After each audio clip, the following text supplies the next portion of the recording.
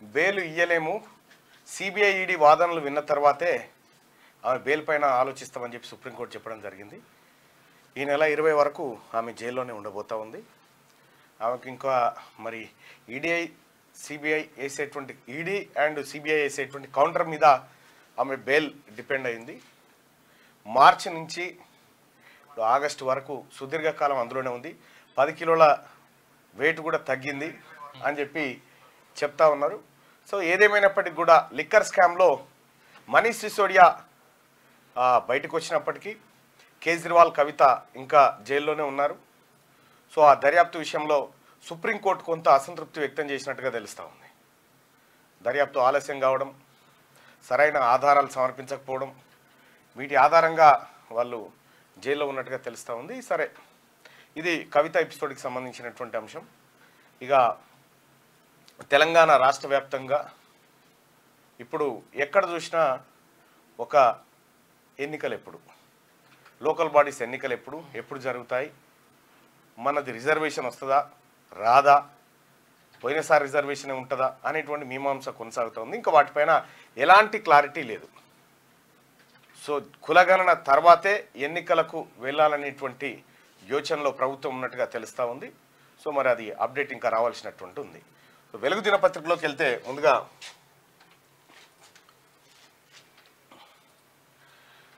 రైట్గా చెరువు భూముల్లో కట్టొద్దు, కొనొద్దు. హైదరాబాద్లో కబ్జాకు గురైన చెరువులన్నింటినీ పునరుద్ధరిస్తాం. బఫర్ జోన్లలో నిర్మాణాలు చేపట్టాలంటే వెన్నులో వణుకు పుట్టాలి. అక్రమ కట్టడాలకు అనుమతులిస్తే ఆఫీసర్లపైన కేసులు. చెరువులను కాపాడుకోకుంటే భవిష్యత్ ప్రమాదంలో పడుతుంది. టైం వచ్చినప్పుడు కన్వెన్షన్ పైన చర్యలు తప్పవు. ఫైర్ సేఫ్టీ పర్మిషన్లు తీసుకొని బిల్డింగ్ను సీజ్ చేస్తాం. త్వరలో హైడ్రా పోలీస్ స్టేషన్ ఏర్పాటు చేస్తామని వెళ్ళడంటూ హైడ్రా అనే ఒక కొత్త సంస్థను తీసుకొచ్చి దాని ద్వారా అక్రమ నిర్మాణాలన్నిటికీ వెనక ముందు ఏం లేదు, రెవెన్యూ, పోలీసు, మిగతా యంత్రాంగం అంతా కూర్చొని స్కెచ్ గీసుడు, ఆక్రమించాలి పెట్రోల్ ఇక బుల్డోజర్ అంతే. సో ఈ రకంగా మా ముందు పెద్ద టాస్క్ ఉంది. హైదరాబాద్ చుట్టుపక్కల కొందరు బడా నేతలు ప్రభుత్వ స్థలాలను కబ్జా చేసి నిర్మాణాలు చేపట్టి ఎవరికి అనుమానం రాకుండా అందులో పేదలను ఉంచుతున్నారు. అందుకోసం ఆ పేదలకు డబ్బులు కూడా ఇస్తున్నట్టు గుర్తించాం. ఇటీవల గాజుల రామారంలో ఇదే తరహాలో 54 ఇళ్లను నిర్మించారు. వాటిని కూడా మేము కూల్చేశామని చెప్పి ఏవి రంగనాథ్ గారు చెప్తా ఉన్నారు. ఇక అక్రమ నిర్మాణాలను నిర్దాక్షిణ్యంగా కూల్చేస్తాం. హైడ్రా కమిషనర్ రంగనాథ్ హెచ్చరిక. నగరంలోని 56 చెరువులకు సంబంధించి నేషనల్ రిమోట్ సెన్సింగ్ సెంటర్ 1979 నుంచి 2023 మధ్య స్టడీ చేయగా 60% భూములు కబ్జాలకు గురైనట్టు తేలిందని రంగనాథ్ అన్నారు. మొత్తం 40.35 చదరపు కిలోమీటర్ల విస్తీర్ణంలో చెరువులుండగా ఇందులో 24.26 చదరపు కిలోమీటర్లు ఆక్రమణకు గురైందని తెలిపారు. చాలా చెరువులు 60% నుంచి 80% వరకు కబ్జాలకు గురయ్యాయని కమిషనర్ చెప్పారు. హుస్సేన్ సాగర్ కూడా 21% ఆక్రమణకు గురైందని, సరూర్ నగర్ చెరువు 56% కబ్జాల పాలైందన్నారు. తుంబలకుంట చెరువు 100% ఆక్రమణకు గురైందని, పెద్ద చెరువు 96%, నల్ల చెరువు 90%, మిర్యాలగూడ చెరువు 90%, ఇట్లా హైదరాబాద్ పరిసరాల్లోని చెరువులన్నీ కబ్జాల పాలయ్యాయని ఆవేదన వ్యక్తం చేశారు. ఈ ఆక్రమణలను అడ్డుకోకపోతే హైదరాబాద్ భవిష్యత్తు ప్రశ్నార్థకంగా మారుతుందని ఆయన అన్నారు. హైదరాబాద్ లోని చెరువులు, FTL బఫర్ జోన్లలో చేసిన ప్లాట్లు, కట్టిన ఇండ్లను ఎవరు కొనొద్దని, వాటిని అమ్మొద్దని Hyderabad disaster response and assets monitoring and protection committee commissioner ఏవి రంగనాథ్ స్పష్టం చేశారు. అలాంటి అక్రమ నిర్మాణాలను నిర్దాక్షిణ్యంగా కూల్చేస్తామని, కబ్జాదారులపై క్రిమినల్ కేసులు పెట్టి కటకటాలకు పంపుతామని హెచ్చరించారు. అక్రమ నిర్మాణాలకు అనుమతులు ఇస్తే అధికారులపైన కేసులు తప్పవన్నారు. చెరువులను కాపాడుకోవాల్సిన బాధ్యత అందరిపై ఉందని తెలిపారు. బఫర్ జోను FTL పరిధిలో నిర్మాణాలు చేపట్టాలంటే వెన్నులో వణుకు పుట్టేలా హైడ్రా పనితీరు ఉంటుందన్నారు. రాష్ట్ర రాజధాని చుట్టుపక్కల తక్కువ ధరకే ప్లాట్లు, ఇండ్లు ఇస్తామంటే గుడ్డిగా కొని మోసపోవద్దని, అన్ని రకాల అనుమతులు ఉన్నాయో లేదో చెక్ చేసుకోవాలని ప్రజలకు సూచించారు. సోమవారం హైదరాబాద్ లోని హైడ్రా ఆఫీస్ లో రంగనాథ్ మీడియాతో మాట్లాడారు. ఇది చాలా పెద్ద సబ్జెక్ట్. ఇది ఎంత పెద్ద సబ్జెక్ట్ అంటే, ఇవాళ ఎవడెవడైతే కబ్జాలు పెట్టిండో, ఎవడెవడైతే ప్రభుత్వ భూములను ఆక్రమించిండో, ఎవడెవడైతే అక్రమంగా కబ్జాలు చేసి అమ్మిండో వాళ్ళందరి వెన్నులో వణుకు పుట్టేటువంటి ప్రెస్ మీట్ ఇది. వాస్తవానికి హైడ్రాను ఏర్పాటు చేయడం ఒక ఎత్తు అయితే, హైడ్రాకు ఒక సూపర్ పోలీస్ అధికారిని, హైడ్రాకు సూపర్ పోలీస్ అధికారి అయినటువంటి రంగనాథ్ ఎవడికి ప్రశ్నే లేదు. ఎక్కడికి పోతే అక్కడ నల్గొండలో అయితే ఎక్కడ పోయినా తన మార్కు ఉంటది అంతే. ఇక్కడ మొత్తం ఈ ఎంటైర్ మన పోలీస్ సిస్టమ్ లో రంగనాథ్ చాలా సిన్సియర్ ఆఫీసరు. ఆయన ఎస్ ఇది నిజంగా అన్యాయమే అనుకుంటే అన్యాయమే అని చేస్తుంది. ప్రజలకు న్యాయమే చేయాలంటే న్యాయమే చేస్తాడు. కాబట్టి ఏవి రంగనాథ్ గారిని ఈ హైడ్రాకు కమిషనర్ను చేయడం ఈ రాష్ట్ర ప్రభుత్వం తన ఇంటెన్షన్ బయటపెట్టింది. నిర్దాక్షిణ్యంగా వ్యవహరించి ఈ కబ్జాలకు గురైనటువంటి వాటిని విముక్తి చేసేటువంటి బాధ్యతను కమిషనర్కి అప్పగించారు. నిజంగా మీరు గతంలో కూడా చూడొచ్చు, వరంగల్లో భూము ఎవడన్నా కన్నెత్తి చూడాలంటే ఉత్స ఏవి రంగనాథ్ గారు కమిషనర్ ఉన్నప్పుడు ఉత్సనే అటువంటి ఒక స్ట్రిక్ట్ ఆఫీసర్ను ఇవాళ భూముల పరిరక్షణ కోసం పెట్టినంటేనే ఈ రాష్ట్ర ప్రభుత్వం చెరువుల వాస్తవానికి చెరువులు కూడా ఒక్కొక్క చెరువు 90 హుస్సేన్ సాగర్ కూడా 21% కబ్జా అయిపోయిందట. 21% హుస్సేన్ సాగర్ కబ్జా అయిందట.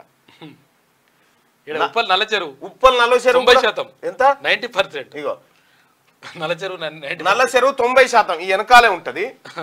మంచిగా అట్లా గూల కొట్టి గుడి కట్టిరాడ కథం. నేనేమనుకున్నా అసలు యాక్చువల్ గా గుడి కడుతుంటే ఫస్టే గుడి కడుతున్నారు, చెరువు ఉన్నది చెరువు మధ్యలో గుడి కడుతున్నారు. నేనేమనుకున్నా అంటే పర్యాటక కేంద్రం చేస్తారేమో, వీడికి వంతన చేసి అట్లా గుడికి తీసుకొస్తారేమో నేను అనుకున్నా. అయితే ఏమైంది, ఆ చెరువు మధ్యలో కట్టిగా గుడి కట్టిన తర్వాత మెల్లగా ఊడ్చుకుంటూ వచ్చేసి చెరువుని ఊడ్చేసారు, మొత్తం ఊడ్చేసారు అన్నట్టు.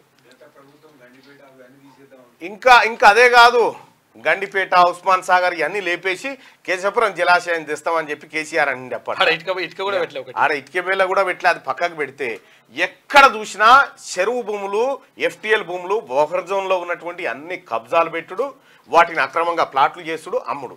ప్రజలారా ఇవాళ వర్షం వస్తే హైదరాబాద్ లో ఎట్లుంటుంది పరిస్థితి?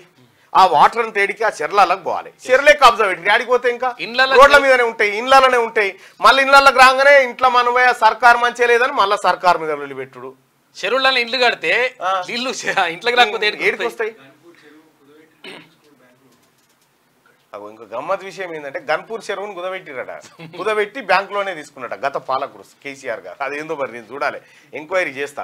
అయితే విషయం ఏంటంటే ఇన్ని చెరువులు 80%, 90%, తుమ్మలకుంట చెరువు 100% కబ్జా గురైపోయింది. తూములు కూడా కబ్జా పెట్టి అనుకోరాదు. ఇక 200 చెరువులు కనుమరుగైపోయినాయి అసలు హైదరాబాద్ సరౌండింగ్ లో.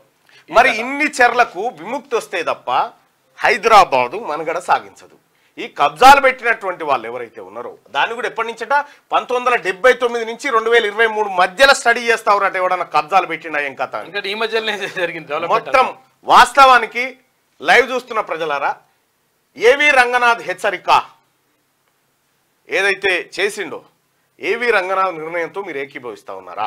చెరువులు చెరువుల భూముల్లో కట్టొద్దు కొనొద్దు అని అంటుండు కదా ఆయన. చెరువుల భూముల్లో కట్టొద్దు కొనొద్దు అంటుండు.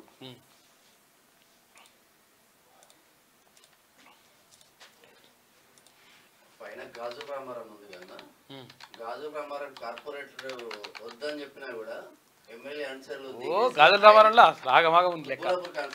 అవును తెలుసు, 100 ఎకరాల భూములు కథం చేస్తున్నాడా గవర్నమెంట్ భూములు.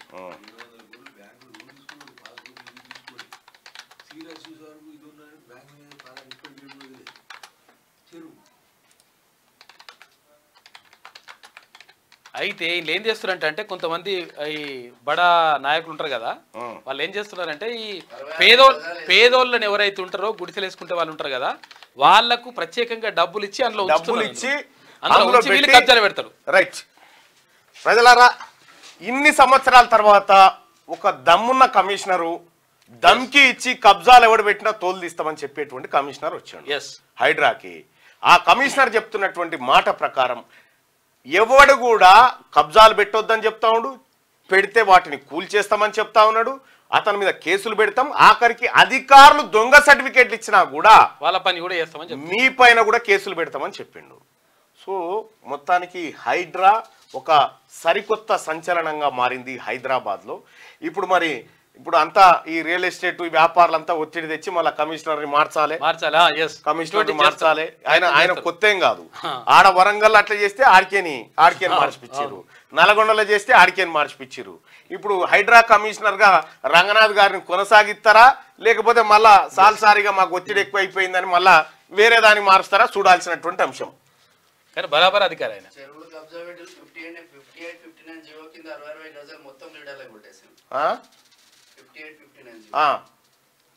ఎస్, మార్నింగ్ న్యూస్ చూస్తున్నటువంటి మిత్రులారా ఈ లైక్ బటన్ ని క్లిక్ చేయండి. ఇక చెరువుల భూములను కాపాడేందుకు ఏవి రంగనాథ్ గారు చేస్తున్న పని కరెక్టేనా? రంగనాథ్ గారు చేసింది కరెక్టే అనుకుంటే వాళ్ళు పైన, రంగనాథ్ గారు చేసింది తప్పు అనుకునే వాళ్ళు కింద మీ అభిప్రాయాన్ని తెలియజేయండి. దయచేసి లైక్ బటన్ మాత్రం 100% క్లిక్ చేయండి చూస్తున్న ప్రతి ఒక్కరు, అలాగే షేర్ కూడా చేయండి. రైట్, ఇది ఏవి రంగనాథ్కి సంబంధించినటువంటి వార్త. హైడ్రా. ఇక రాష్ట్రంలో Hyundai testing centre, CM Revanth south Korea tour లో కంపెనీ అంగీకారం. కాకతీయ మెగా టెక్స్టైల్ పార్క్ లో కొరియన్ కంపెనీల పెట్టుబడులు. రాష్ట్రానికి రానున్న ఎల్ఎస్ కంపెనీ ప్రతినిధులు, ప్రముఖ కంపెనీలతో సీఎం చర్చలు. ప్రపంచ ప్రఖ్యాత హ్యూండై మోటార్స్ సంస్థ తన సరికొత్త మెగా టెస్టింగ్ సెంటర్ ను రాష్ట్రంలో ఏర్పాటు చేసేందుకు ముందుకొచ్చింది. భారీ ఎత్తున ఏర్పాటు కానున్న ఈ టెస్టింగ్ సెంటర్ లో ఆటోమేటివ్ టెస్ట్ ట్రాక్ సదుపాయంతో పాటు అత్యాధునిక టెస్ట్ కార్ల తయారీ సౌకర్యం, ఈవీలు కూడా ఉంటుంది. దక్షిణ కొరియా పర్యటనలో భాగంగా సీఎం రేవంత్ రెడ్డి బృందం హ్యూండై మోటార్స్ ప్రతినిధులతో చర్చలు జరిపింది. ఇక హ్యూండై మోటార్స్ అనుబంధ Hyundai Motors India engineering private limited ద్వారా రాష్ట్రంలో మెగా టెస్టింగ్ సెంటర్ ఏర్పాటు కానుంది. హైదరాబాద్ లో ఇప్పటికే ఉన్న ఇంజనీరింగ్ కేంద్రాన్ని ఆధునీకరించి విస్తరించడానికి కూడా పెట్టుబడులు పెడతామని హ్యూండై మోటార్స్ తెలిపింది. తెలంగాణలో ఇంజనీరింగ్ సెంటర్ విస్తరణతో పాటుగా కొత్తగా మెగా టెస్టింగ్ సెంటర్ ఏర్పాటు చేయడం ఆసియా పసిఫిక్ ప్రాంతంలో తమ బిజినెస్ ఎక్స్పాన్షన్ కు ఎంతో కీలకమని హ్యూండై మోటార్స్ ప్రతినిధులు పేర్కొన్నారు. ఇలాంటి అవకాశం కల్పించిన సీఎం రేవంత్ రెడ్డికి కృతజ్ఞతలు తెలుపుతున్నట్టు పేర్కొన్నారు. ప్రపంచ దిగ్గజ కంపెనీలు పెట్టుబడులు పెట్టేందుకు అనుకూలమైన వాతావరణం, ప్రభుత్వ విధానాలు తెలంగాణలో ఉన్నాయని సీఎం రేవంత్ రెడ్డి అన్నారు. హ్యూండై మోటార్స్ సంస్థ ప్రతినిధులతో జరిగిన సమావేశంలో సీఎంతో పాటు మంత్రి శ్రీధర్ బాబు, ఉన్నతాధికారులు కూడా పాల్గొన్నారు. హ్యూండై మోటార్స్ కి సంబంధించినటువంటి పెట్టుబడులు ఇక్కడికి రాబోతా ఉన్నాయి అని చెప్పి నిన్న దక్షిణ కొరియా పర్యటనలో భాగంగా ముఖ్యమంత్రి గారు హ్యూండై మోటార్స్ ప్రతినిధులతో సమావేశమైన సందర్భంగా వచ్చిన వార్త. బంగ్లాలో హిందువుల రక్షణకు చట్టం తేవాలి. బంగ్లాదేశ్లో మైనార్టీలైన హిందువుల రక్షణ కోసం ప్రత్యేక చట్టం తేవాలని ఆ దేశ చీఫ్ అడ్వైజర్ యూనస్ను హిందూ స్టూడెంట్లు కోరారు. మైనార్టీ వ్యవహారాల మంత్రిత్వ శాఖను కూడా ఏర్పాటు చేయాలని చెప్పేసి వాళ్ళు విజ్ఞప్తి చేసిండ్రు. రైట్గా పార్టీల నడుమ మెగాలొల్లి, సుంకిశాల ఘటనతో రాజుకున్న చిచ్చు. బీఆర్ఎస్ బీజేపీ కాంగ్రెస్ మధ్య మాటల యుద్ధం. ఎంక్వైరీ తర్వాత యాక్షన్ ఉంటుందన్న మంత్రి ఉత్తమ్. మెగా కంపెనీని బ్లాక్ లిస్ట్ లో పెట్టాలని బీఆర్ఎస్ బీజేపీ డిమాండ్. 10 ఏళ్లుగా మెగాను పెంచి పోషించిన రెండు పార్టీలు. లక్షల కోట్ల కాంట్రాక్టులతో అపర కుబేరుడి స్థాయికి మెగా కృష్ణారెడ్డి. భారీ మొత్తంలో పార్టీలకు ఎన్నికల బాండ్లు. 586 కోట్లు బీజేపీకి, 195 కోట్లు బీఆర్ఎస్ కు. కొన్న 966 కోట్ల బాండ్లలో సింహభాగం ఆ రెండు పార్టీలకే. ఇప్పుడు కాంగ్రెస్ ను ఇరుకున పెట్టే యత్నం చేస్తా ఉన్నారు. సుంకిశాల ఘటన నేపథ్యంలో మెగా కంపెనీ వ్యవహారం రాజకీయ చిచ్చు రాజేసింది. ఈ నెల 2న జరిగిన ప్రమాదంలో సుంకిశాల సర్జిపూల్లోని రిటైనింగ్ వాల్ కుప్పకూలింది. ఈ ఘటన తర్వాత బీఆర్ఎస్ నుంచి కేటీఆర్, బీజేపీ నుంచి ఏలేటి మహేశ్వర్ రెడ్డి కాంగ్రెస్ సర్కారును లక్ష్యంగా చేసుకుని ట్వీట్లు, ప్రెస్ మీట్లు పెడుతున్నారు. వాస్తవానికి కాళేశ్వరం, పాలమూరు రంగారెడ్డి, మిషన్ భగీరథ లాంటి పలు కీలకమైన ప్రాజెక్టులతో పాటు సుంకిశాల కాంట్రాక్ట్ ను మెగా కట్టబెట్టిందే గత బీఆర్ఎస్ సర్కార్ కాగా, ఇటీవల కూలిన సర్జిపూల్ పనులు కూడా వాళ్ళ హయాంలోనే మొదలయ్యాయని కాంగ్రెస్ నేతలు అంటున్నారు. మెగా కట్టిన కన్నెపల్లి పంప్ హౌస్ కూలి 1000 కోట్ల రూపాయల నష్టం జరిగినప్పుడు బ్లాక్ లిస్ట్ లో పెట్టని బీఆర్ఎస్ పెద్దలు, నాడు డిమాండ్ చేయని బీజేపీ నేతలు ఇప్పుడు ఓవైపు ఎంక్వైరీ జరుగుతుండగానే మరోవైపు మెగాను బ్లాక్ లిస్ట్ లో పెట్టాలని డిమాండ్ చేయడం రాజకీయ కుట్రలో భాగమేనని కాంగ్రెస్ లీడర్లు విమర్శిస్తున్నారు. ఇప్పుడు ఇదే Megha Krishna Reddy company, MEIL company, అక్కడ సుంకిశాల మొన్న కట్టింది, సుంకిశాల కూలిపోయింది. సుంకిశాల కాడ కూలిపోతే అదట కాబట్టి మెగాని బ్లాక్ లిస్ట్ లో పెట్టాలని చెప్పి డిమాండ్ చేస్తారు. మంచిదే డిమాండ్ చేయడం, కానీ ఇదే సర్జిపూల్ కూలిపోయింది కదా ఈడ. నీ కాళేశ్వరం ప్రాజెక్ట్ లో సర్జిపూల్ కూలిపోయింది, మళ్ళీ ఇదే మెగా కంపెనీ కదా. అప్పుడు ముఖ్యమంత్రిగా కేసీఆర్ ఉండే కదా, అప్పుడు వ్యవహారాలన్నీ మీ కుటుంబమే చూసేది కదా. ఆ రోజు ఎందుకు బ్లాక్ లిస్ట్ లో పెట్టలే వాళ్ళని? అలా కాంట్రాక్ట్ ఆ రోజు ఆ సర్జిపూల్ కూలిపోయినటువంటి ఘటనలో బీజేపీ ఎందుకు డిమాండ్ చేయలేదు? బ్లాక్ లిస్ట్ లో పెట్టాలని ఎందుకు డిమాండ్ చేయలేదంటే, మొత్తం 966 కోట్ల రూపాయలు ఈ రెండు పార్టీలకు మెగా కంపెనీ ఇచ్చింది. ఎవరెవరికి? బీఆర్ఎస్ పార్టీకి, బీజేపీ పార్టీకి. 586 కోట్లు బీజేపీకి ఇచ్చింది. 586 కోట్లు ఖాళీ బీజేపీకి ఫండింగ్ చేసింది. 195 కోట్లు బీఆర్ఎస్ కు ఫండింగ్ చేసింది ఇదే మెగా కంపెనీ. కాబట్టి ఇప్పుడు వాళ్ళు బ్లాక్ లిస్ట్ లో పెట్టాలని ఇప్పుడు డిమాండ్ చేస్తా ఉన్నారు. కానీ అప్పుడు జరిగినటువంటి ఘటనలో వాళ్ళు పెట్టలే, వీరు నోలు మెదపలేగా. ఇదంతా బీజేపీ, బీఆర్ఎస్ ఆడుతున్నటువంటి డ్రామా. ఖచ్చితంగా విచారణ తర్వాత చర్యలు ఉంటాయని చెప్పి మంత్రి ఉత్తమ్ కుమార్ రెడ్డి చెప్తున్నటువంటి మాట. ఇది ఇట్లుంటే మెగా కంపెనీని బ్లాక్ లిస్ట్ లో పెట్టాలి. 10 ఏళ్లలో 56 ప్రాజెక్టు స్టార్ట్ చేసి ఒక్కటి పూర్తి చేయలే. ఏలేటి మహేశ్వర్ రెడ్డి ప్రజాధనాన్ని వృధా చేస్తోంది. ప్రజాధనాన్ని వృధా చేస్తుంది, ప్రజల ప్రాణాలతో చెలగాటమాడుతుంది, అక్రమాలపై హైకోర్టుకు వెళ్తా అవసరమైతే సుప్రీంకోర్టుకు కూడా.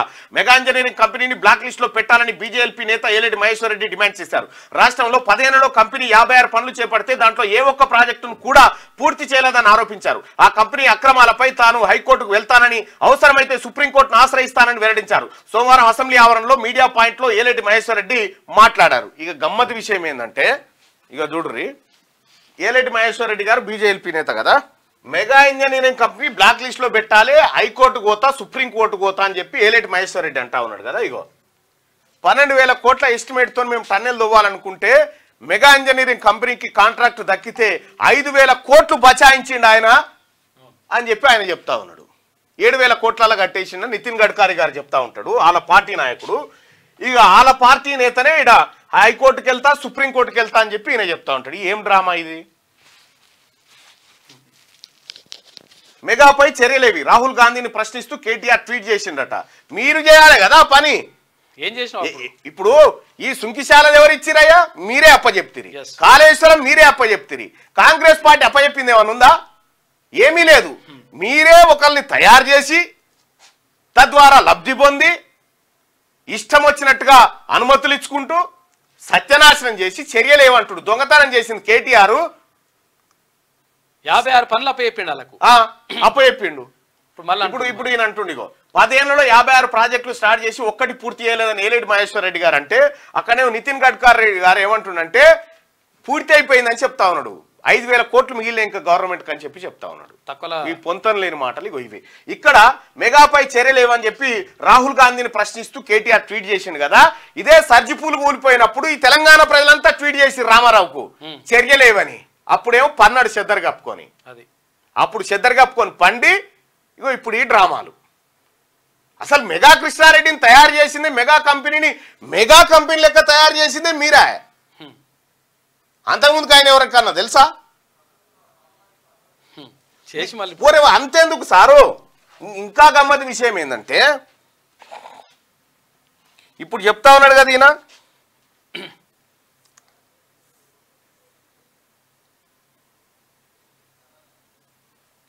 కేటీఆర్ ట్వీట్ చేసిండు కదా,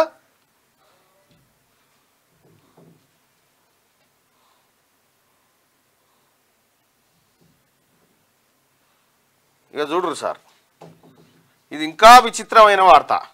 మెగా కంపెనీని ఎప్పుడు బ్లాక్ లిస్ట్ లో పెడతారు, దాని మీద ఎప్పుడు చర్యలు తీసుకుంటారని చెప్పి కేటీ రామారావు అంటా ఉన్నాడు కదా. ఇగో ఇది చూడ్రి, మెగా ఎండి కృష్ణారెడ్డిని సన్మానించిన సీఎం కేసీఆర్ అప్పట్లో.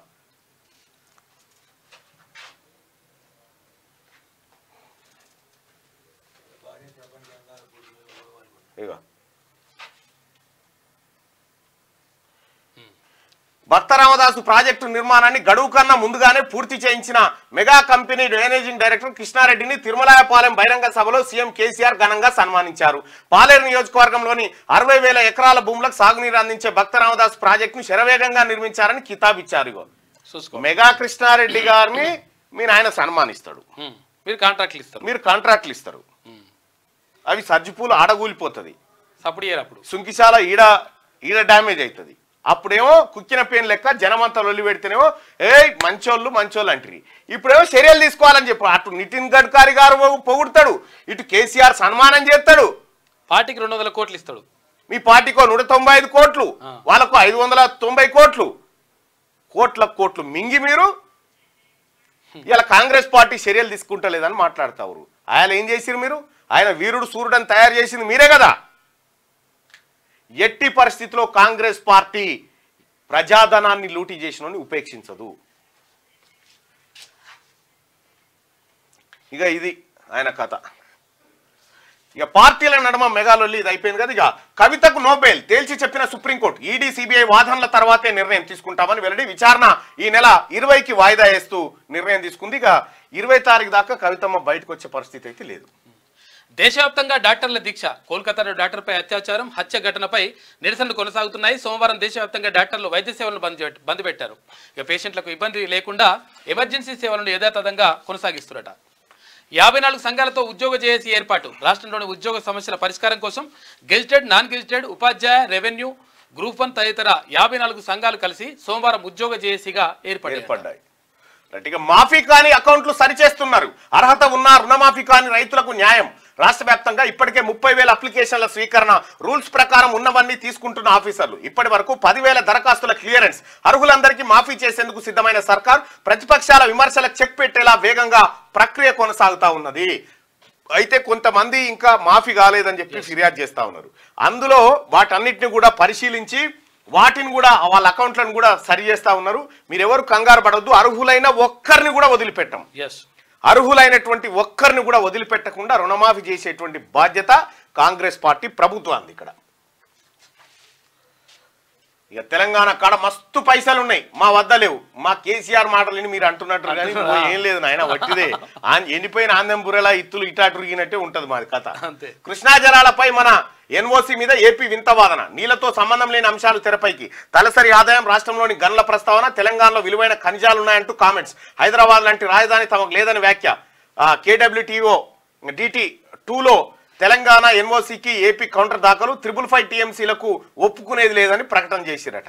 మన తాన మస్తు పైసలు ఉన్నాయట. 550 కేంద్రం బడ్జెట్ పెడితే తెలంగాణకు గాడిది గుడ్డు, మీకేమో బంగారు గుడ్డు. ఇవన్ కాడు ఉన్నాయి పైసలు. 555 TMCలు రావాల్సి ఉంటే 299 TMCలకు సారిపోతుందని చెప్పేసి సంతకం పెట్టి వచ్చిన పుణ్యాత్ముడు కేసీఆర్. మళ్ళీ ఇప్పుడు ఏమంటారు? మళ్ళీ పోలీస్ స్టేషన్ ముందే దోపిడీ. కారు అద్దాలు పగలగొట్టి 10 లక్షలు చోరీ. సంగారెడ్డి జిల్లా జోగిపేటలో ఘటన. సంగారెడ్డి జిల్లా జోగిపేటలోని పోలీస్ స్టేషన్ ముందే భారీ చోరీ జరిగింది. కారు అద్దాలు పగలగొట్టి 10 లక్షల నగదును దుండగులు ఎత్తుకెళ్లారు. జోగిపేటకు చెందిన రవీందర్ రెడ్డి ఎలక్ట్రిసిటీ డిపార్ట్మెంట్ లో ఏడీగా పనిచేసి రిటైర్ అయ్యారు. సోమవారం మధ్యాహ్నం స్థానిక SBIలో 10 లక్షలు డ్రా చేశాడు. ఆ డబ్బును తన కారు ముందు సీట్లో పెట్టి ఇంటికి బయలుదేరాడు. మధ్యలో టౌన్ పోలీస్ స్టేషన్ వద్ద కారును ఆపి డబ్బును అందులోనే పెట్టి రోడ్డుకు అవతల వైపు ఉన్న స్వీట్ షాప్ లో స్వీట్స్ కొనేందుకు వెళ్ళాడు. వచ్చి చూసేసరికి కారు ఎడం వైపు సైడ్ అద్దం పగిలిందట. 10 లక్షలు ఎత్తుకొని పోయి పైసలు తీసుకొని పోయినట వాడు కూడా. చూసుకో. ఐఫోన్ ఆశ చూపి అకౌంట్ ఖాళీ. ఇంటర్నేషనల్ కాల్స్ తో సైబర్ దోపిడీ. బడే బాయ్ గిఫ్ట్ అంటూ ఐఫోన్ తో గాలం. డబ్బులు ట్రాన్స్ఫర్ చేసుకున్నాక ఫోన్ డిస్కనెక్ట్. కొత్త తరహా దోపిడీకి తెరలేపిన సైబర్ నేరగాలు. దేశవ్యాప్తంగా 100 కేసులు నమోదు. ఇంటర్నేషనల్ వర్చువల్ నెంబర్లతో ఫోన్లు వస్తా ఉన్నాయట. ఇక ఈ నెంబర్లతో ఫోన్లు వస్తే ఎట్టి పరిస్థితుల్లో లిఫ్ట్ చేయకండి. సైబర్ కేటుగాళ్ళు ఇంటర్నేషనల్ వర్చువల్ నెంబర్లతో కాల్ చేసి బ్యాంక్ అకౌంట్లను ఖాళీ చేస్తున్నారు. బడేబాయ్ చోటేబాయ్ గిఫ్ట్ పేరుతో ఐఫోన్లను ఆశ చూపి డబ్బులు కొట్టేస్తున్నారు. ఈ బడేబాయ్ చోటేబాయ్ ఎవడంటే ఈ దుబాయ్లో ఉంటారు వీళ్ళు. వాళ్ళు జర ఫేమస్ అన్నట్టు సోషల్ మీడియాలో వాళ్ళ పేరు మీద వస్తున్నాయని చెప్పి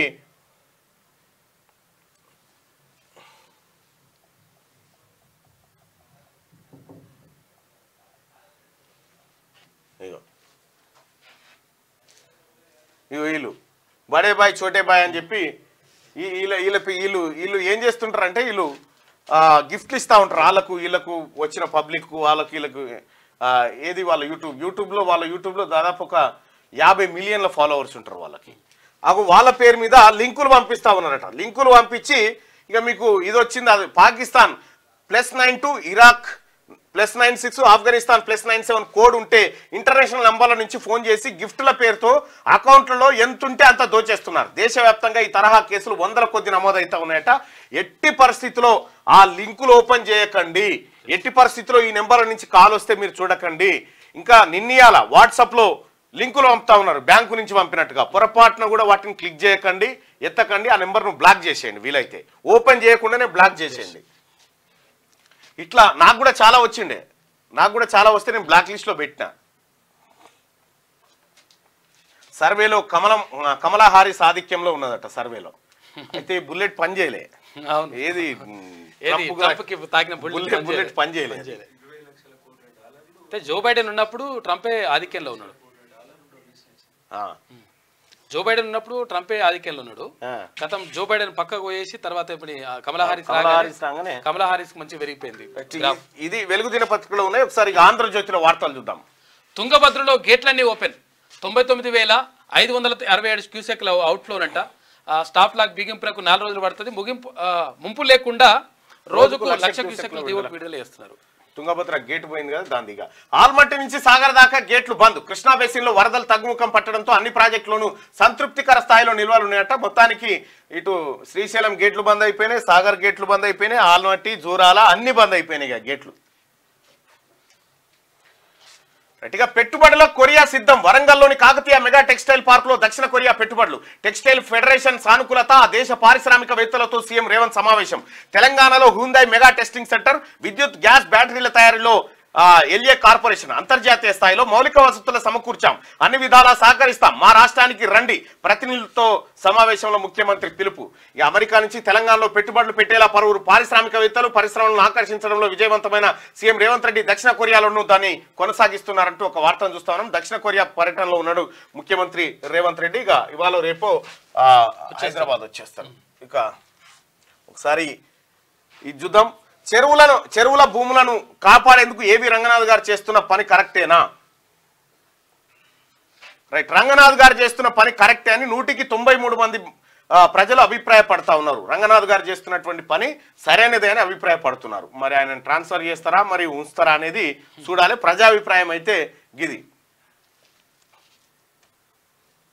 రైట్, మార్నింగ్ న్యూస్ చూస్తున్నటువంటి మిత్రులారా ఈ లైక్ బటన్ ని క్లిక్ చేయండి. ఒక్క క్షణం దానిపైన కేటాయించండి దయచేసి. ఇక చెరువుకు రక్ష. హైడ్రా త్రిముఖ వ్యూహం. ఆక్రమణలు దశల వారీగా కూల్చివేత.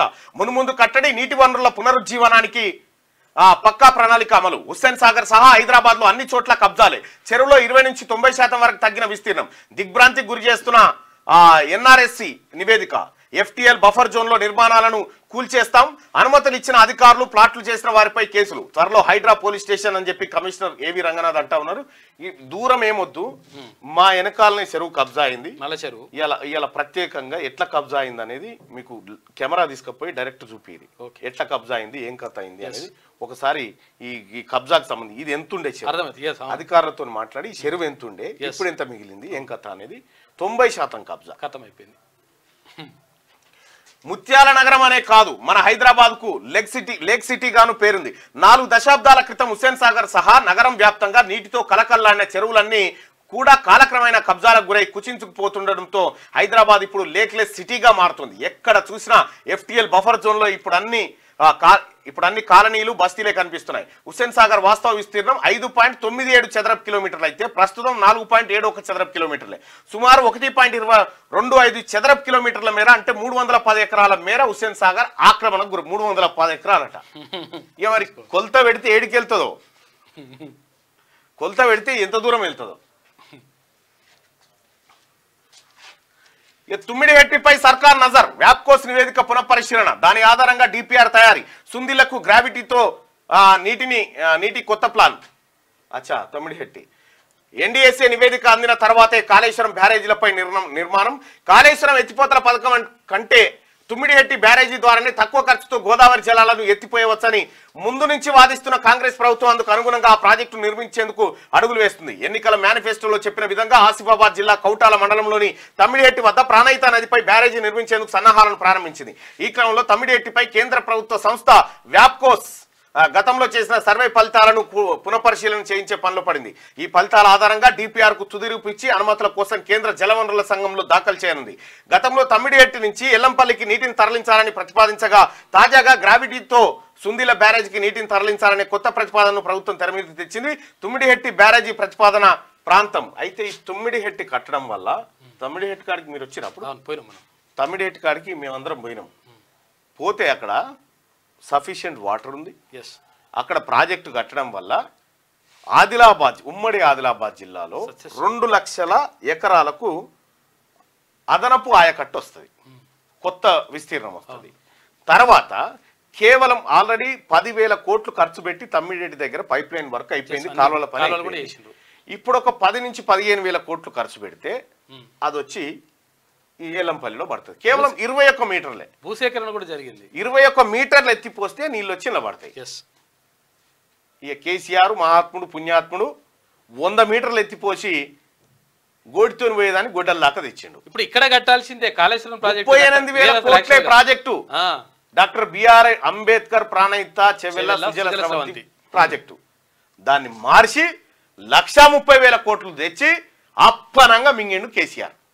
అట్లా ఇప్పుడు ఇది గతంలో వైఎస్ రాజశేఖర రెడ్డి గారు ఉన్నప్పుడు అక్కడ శిలాఫలకం కూడా ఉంటుంది. పోయి చూస్తే సోనియా గాంధీ గారు కూడా అంబేద్కర్ స్టాచ్యూ ఉంటది. అక్కడ కడితే ప్రయోజనం ఉండేది.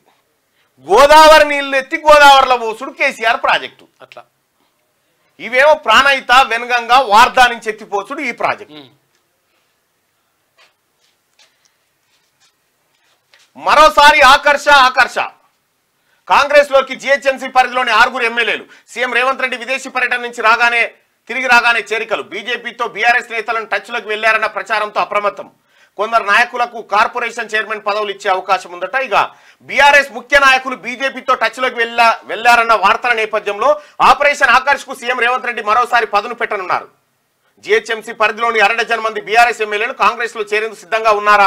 ప్రస్తుతం విదేశీ పర్యటనలో ఉన్న సీఎం హైదరాబాద్ కు తిరిగి రాగానే మరో విడత చేరికలు ఉంటాయా అంటే అవుననే అంటున్నాయి కాంగ్రెస్ వర్గాలు. వాస్తవానికి సిపిఐ ఎమ్మెల్యేతో కలిపి 65 మంది సభ్యుల మద్దతుతో ఏర్పడిన కాంగ్రెస్ ప్రభుత్వం ఎంతో కాలం నిలవబోదంటూ కేసీఆర్ సహా బీఆర్ఎస్ ముఖ్య నేతలు చేసిన ప్రకటనలతో అప్రమత్తమైన సీఎం రేవంత్ రెడ్డి ఆపరేషన్ ఆకర్ష్ కు తెరతీసిన సంగతి తెలిసిందే.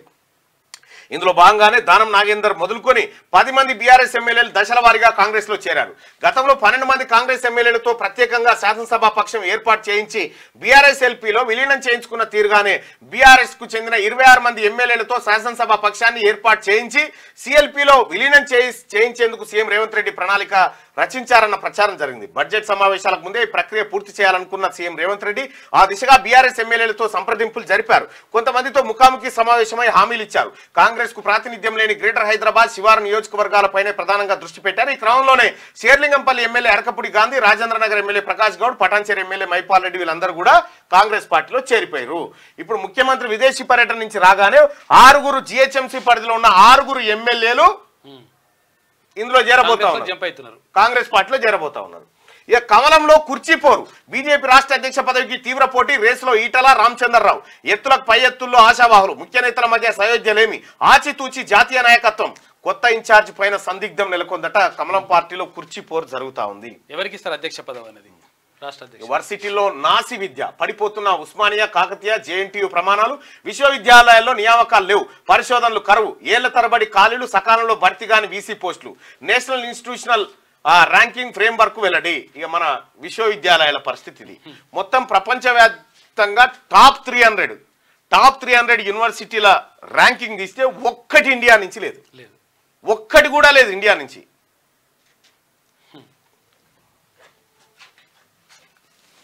మన చదువు గట్లుంటది అన్నట్టు.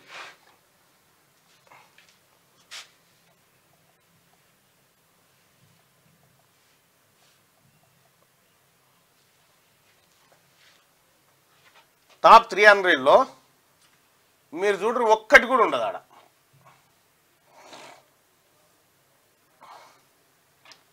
యాహూలో నుంచి చూస్తురా.